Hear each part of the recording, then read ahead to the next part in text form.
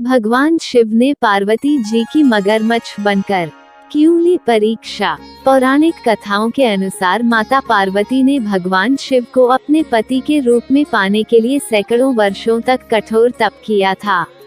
उनकी तपस्या को देखकर देवताओं ने शिव जी से देवी पार्वती की मनोकामना पूरी करने की प्रार्थना की थी। इसके बाद भोलेनाथ ने सप्तर्षियों को पार्वती जी की परीक्षा लेने के लिए भेजा।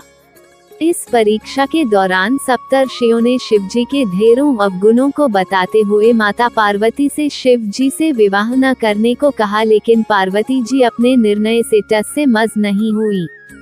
इस पर खुद भोलेनाथ ने माता पार्वती की परीक्षा लेने का निर्णय लिया।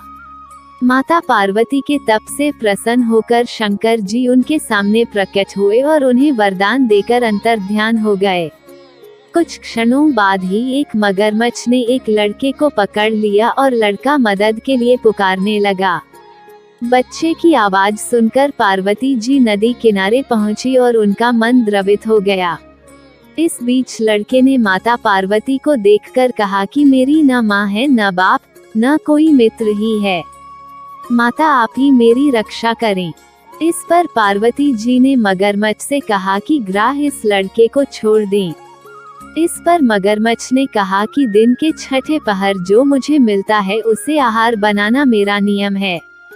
पार्वती जी के विनती करने पर मगरमच्छ ने लड़के को छोड़ने के बदले में पार्वती जी के तप से प्राप्त वरदान का पुण्यफल मांग लिया। इस पर पार्वती जी तैयार हो गईं। मगरमच्छ ने बालक को छोड़ दिया और तेजस्वी बन गया।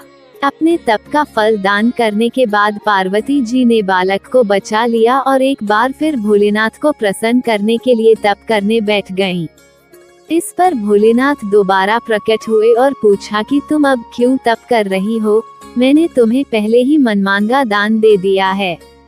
इस पर पार्वती जी ने अपने तप का फल दान करने की बात कही।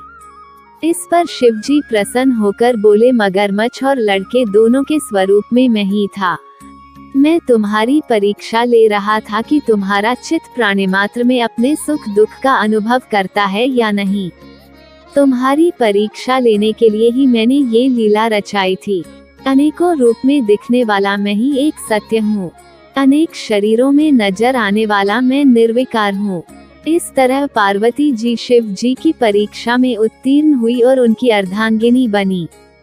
जय महाकाल, जय महाकाल। अगर आपने अभी तक चैनल को सब्सक्राइब नहीं किया है तो चैनल को सब्सक्राइब कर लेना और कमेंट बॉक्स में जय महाकाल जरूर लिखना।